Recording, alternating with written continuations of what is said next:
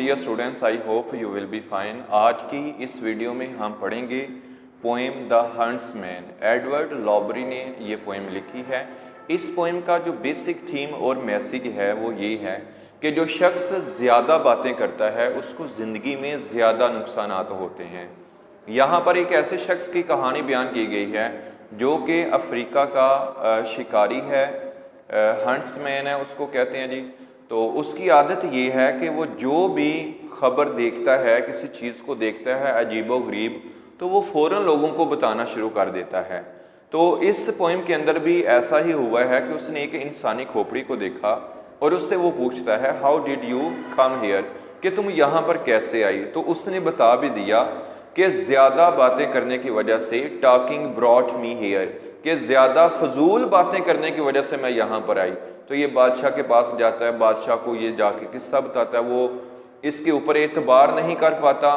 तो साथ वो 2 गार्ड्स भेजता है और कहता है कि इस खोपड़ी को सर्च किया जाए और उससे क्वेश्चन किया जाए आया कि वो खोपड़ी बोलती है या नहीं बोलती, कहीं ये कगवा जो है शिकारी या हमसे झूठ तो नहीं बोल रहा।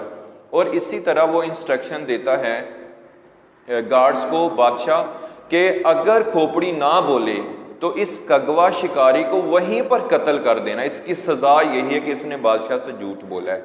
तो ये एक स्टोरी बयान की गई है। जब ये सर्च करते हैं तो खोपड़ी मिल जाती है, गार्ड उससे सवाल करते हैं तो खोपड़ी बात नहीं करती, अपना मुंह नहीं खोलती। तो इसके बदले में फिर कगवा को वहीं पर मार दिया जाता है। और ये पोएम हमें बताती है कि ज़्यादा बातें करना जो है ये बाज़ औक़ात इंसान की जान भी ले लेता है। तो आइए इसकी टेक्स्ट पढ़ते हैं। आपके पास टेक्स्ट बुक होनी चाहिए, साथ एक पेन हो, ताकि जो क्रिटिकल वर्ड्स हैं उनको आप अंडरलाइन करते रहें, साथ मीनिंग से लिखते रहें। कगवा हंटेड द लायन। ये कगवा जो है, जिस तरह मैंने बता दिया है कि ये एक शिकारी का नाम है, अफ्रीका का ये शिकारी है। Kagwa hunted the lion. Kagwa शेरों का शिकार करता था। Through bush and forest went his spear. कहता है झाड़ियां और जंगल इसके नेज़े की जद में थे, यानी यह गालिब रहता था, शिकार किया करता था और अक्सर ये झाड़ियों में और जंगल के अंदर रहता था। One day he found the skull of a man. एक दिन एक इंसानी खोपड़ी इसको मिलती है। And said to it how did you come here. और ये उस खोपड़ी से सवाल करता है कि तुम यहाँ पर कैसे आई। पहली बात तो यह है कि इसको ये सवाल करना बनता ही नहीं था। क्यों?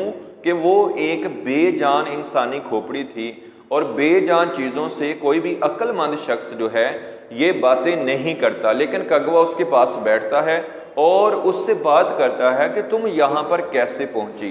तो इसका मतलब यह है कि कगवा को फजूल बातें करने की बहुत ज़्यादा आदत है कि जानदार तो जानदार, ये बेजान चीज़ों से भी, या ऐसी चीज़ें जो कि मुर्दा हालत में मौजूद हैं, उनसे भी बातें करना शुरू कर देता है। The skull opened its mouth and said. Skull अपना जो खोपड़ी है वो अपना मुंह खोलती है और कहती है टॉकिंग ब्रॉट मी हेयर। ज़्यादा फजूल बातें करने की आदत मुझे यहाँ तक ले आई। कगवा हरीड होम। कगवा ने जब ये अजीबो गरीब खोपड़ी देखी जल्दी से घर जाता है। Went to the king's chair and spoke.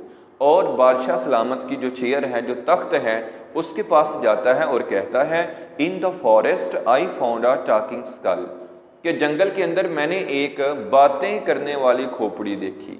The king was silent. बादशाह सलामत ने जब ये खबर सुनी तो वो बिल्कुल खामोश है। Then he said slowly.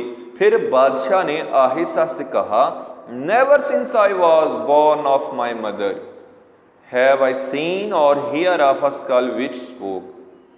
उसने कहा कि जब से मेरी माँ ने मुझे जन्म दिया है मैंने किसी ऐसी खोपड़ी के बारे में सुना ही नहीं है जो बातें करने वाली हो, ना कभी सुना और ना ऐसी खोपड़ी को कभी मैंने देखा है। यानी उसने बेयकीनी का इजहार किया। बादशाह को उसकी इस बात के ऊपर एतबार ही नहीं आ रहा था, तो उसने कह दिया भाई जब से मैं पैदा हुआ मैंने तो कभी ना सुना ना कभी देखा।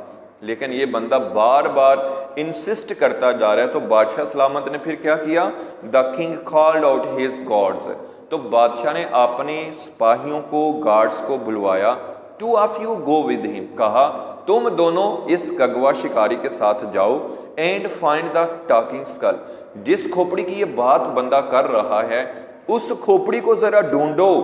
But if his tale is a lie, लेकिन अगर इसकी ये कहानी, खोपड़ी का बातें करना, ये वाली जो इसने कहानी और माजरा वाकया सुनाया है, अगर ये झूठ निकले, and the skull speaks no word, और खोपड़ी कोई एक लफ्ज भी ना बोले, this Kagwa himself must die, तो ये जो कगवा शिकारी है इसको वहीं पर कत्ल कर देना।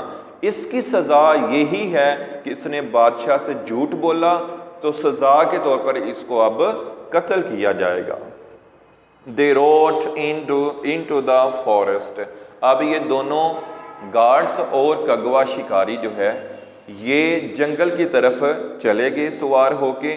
The day and night they found nothing, दिन रात ये उस खोपड़ी को ढूंढते रहे लेकिन इनको कुछ ना मिला। एटलीस्ट दे सा द स्कल, बिल आखिर ढूंढने का नतीजा ये निकला कि इनको वो खोपड़ी मिल ही गई। कगवा सेड टू इट, कगवा अब ये साहिब उसके पास बैठते हैं खोपड़ी के और उससे सवाल करते हैं, how did you come hair, आप बताइए कि आप यहाँ पर कैसे तशरीफ लाई। खोपड़ी साहिबा आप बताएं यहाँ जंगल में तुम कैसे पहुंची। द स्कल सेड नथिंग, अब वो जो खोपड़ी थी जो पहली दफा बोली थी अब वो खामोश है, उसने एक लफ्ज भी ना बोला। कगवा इम्प्लोर्ड, कगवा ने मिन्नत समाजत की। कगवा को पता था भाई अगर ये ना बोली तो मेरी जान चली जाएगी, अभी ये जो दो गार्ड्स हैं मुझे यहाँ पर कत्ल कर देंगे। तो वो बेचारा तरले और मिन्नतें करना शुरू हो गया। कगवा इम्प्लोर्ड, कगवा ने मिन्नत समाजत की। But the skull said nothing, लेकिन इसके बावजूद भी, इसकी दरख्वास्त, इसकी अपील, मिन्नत समाजत के बावजूद खोपड़ी ने कुछ ना कहा। द किंग का नेक्स्ट देखिएगा,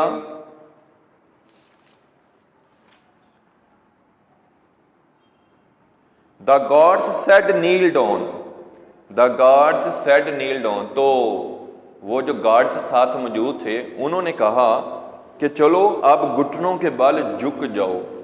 तो अब ये झुका। They killed him with sword and spear, उन्होंने तलवार और नेज़े के साथ उस कगवा को मार दिया, उसका मर्डर कर दिया।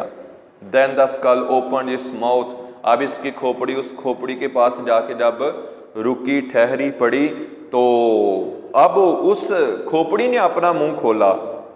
Then the skull open its mouth, huntsman how did you come here, ए शिकारी कगवा बताओ तुम यहाँ पर कैसे पहुंचे।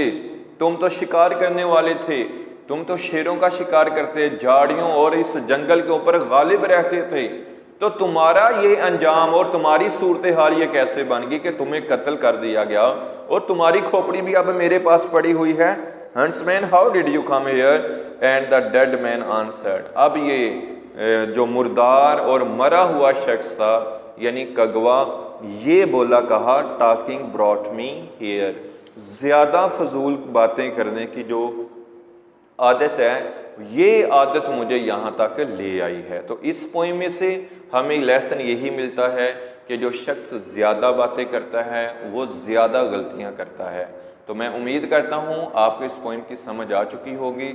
आप अपनी राय का ज़रूर इजहार कीजिएगा कि ये वीडियो आपको कैसी लगी। अगर आप मेरे चैनल पे न्यू हैं तो इस चैनल को ज़रूर सब्सक्राइब कीजिएगा।